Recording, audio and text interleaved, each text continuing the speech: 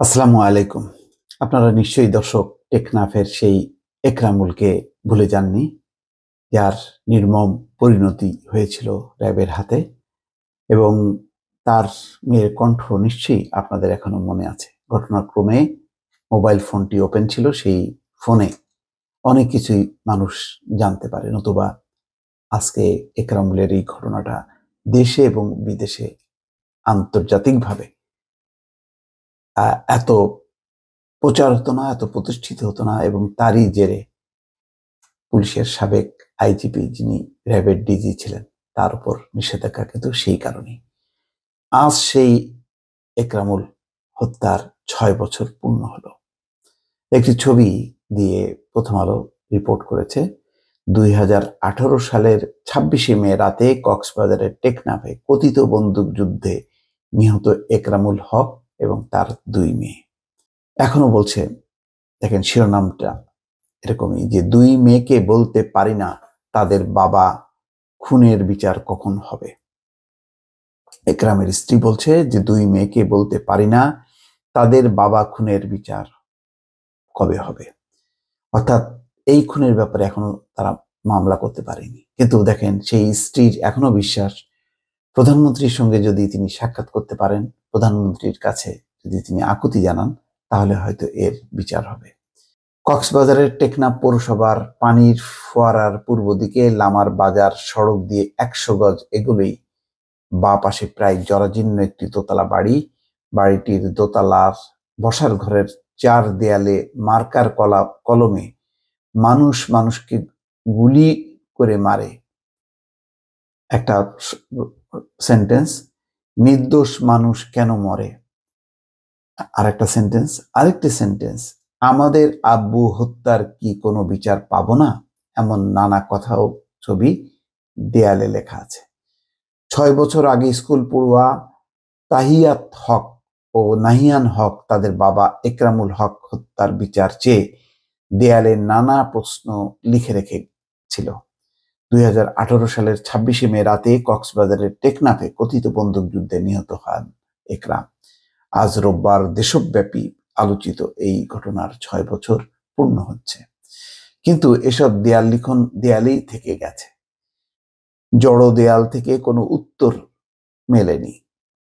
College পড়ুয়া ২ বোন তাহিয়াত ও নাহিয়ান তাদের বাবার ও তাদের মা আয়েশা বেগম স্বামী হত্যার বিচার পাননি। ভয়ে এখনো কোনো মামলা করতে পারেননি তিনি। তার বিশ্বাস, প্রধানমন্ত্রী শেখ হাসিনার সঙ্গে সাক্ষাৎ করতে পারলে তার স্বামী হত্যার সুরাহা হবে। আজ সকালে আয়েশা বেগম প্রথম আলোকে বলছেন, ৬ বছর হলেও স্বামী হত্যার কিনারা হয়নি। ২ মেয়েকে বলতে পারি না তাদের বাবার খুনের বিচার কবে হবে। তারা তাদের প্রশ্নগুলোর উত্তর এখনো পায়নি। মামলা কেন করছেন না তা জানতে চাইলে আয়েশা বেগম বলেন, বেশি কিছু বলতে পারবো না, তবে এটুকুই জানি আমাদের আরো বড় ক্ষতি হবে। তাহলে কি বিচারের আশা ছেড়ে দিয়েছেন, জানতে চাইলে তিনি বলেন, না, বিচারের আশা ছাড়িনি। একজন জলজান্ত মানুষকে ডেকে নিয়ে গুলি করে হত্যা করলো, তার বিচার না চাই কেমনে, চিন্তা করেন। এই পরিবার কোনোদিনও শেখ হাসিনা ক্ষমতায় থাকুক আর যেই আসুক না কেন, বিচারের আশা তারা ছাড়বে না। আসলে একজন যখন এইভাবে জলজান্ত মানুষ নিহত হয়ে যায়, সবাই তার একটাই কথা, যে আমি বিচার চাই। যেমন আনারের কন্যা ডরিন, সেও বলছে তার বাবার হত্যার বিচার চান তিনি। তেমনি প্রত্যেকটা পরিবার যারাই হত্যাকাণ্ডের শিকার হন, খুন হন, তারা কিন্তু বিচার চায়। এটাই তাদের একমাত্র দাবি থাকে, প্রত্যাশা থাকে। আয়েশা বেগমের বিশ্বাস, প্রধানমন্ত্রী শেখ হাসিনার সঙ্গে সাক্ষাৎ করলে তার স্বামী হত্যার একটা কিনারা হবে। এই জন্য তিনি প্রধানমন্ত্রীর সঙ্গে সাক্ষাৎ করতে চান। অনেকের সঙ্গে যোগাযোগ করেছেন, কিন্তু কেউ তাকে সেই সুযোগ করে দেননি। তবে এখন তিনি আবার চেষ্টা করবেন বলে জানিয়েছেন। ২০১৮ সালের ৪ মে দেশ জুড়ে চলো যাই যুদ্ধে মাদকের বিরুদ্ধে স্লোগান শুরু হয়, মাদক বিরোধী অভিযান। ওই বছরের ২৬শে মে রাতে কক্সবাজারের টেকনাফে কথিত বন্দুকযুদ্ধে নিহত হন একরামুল হক। ঘটনার সময় তিনি টেকনাফ পৌরসভার ৩ নম্বর ওয়ার্ডের কাউন্সিলর ছিলেন। 12 বছর ছিলেন টেকনাফ উপজেলা যুবলীগের সভাপতি। একরাম তার বাবার রেখে যাওয়া 40 বছরের পুরনো বাড়ির একটি কক্ষে থাকতেন। ব্যাংকে টাকা পয়সা নেই, ধার দেনা করে পৈতৃক ভিটায় বাড়ি তোলার কাজ শুরু করেছিলেন, শেষ করতে পারেননি। একটি গোয়েন্দা সংস্থার চাপে সেদিন সন্ধ্যায় যখন বের হন, তখন মোটরসাইকেলে তেল ভরার মতো টাকা ছিল না। বাসার উল্টো দিকের একটি হোটেলের ম্যানেজারের কাছ থেকে 500 টাকা ধার করে বেরিয়েছিলেন।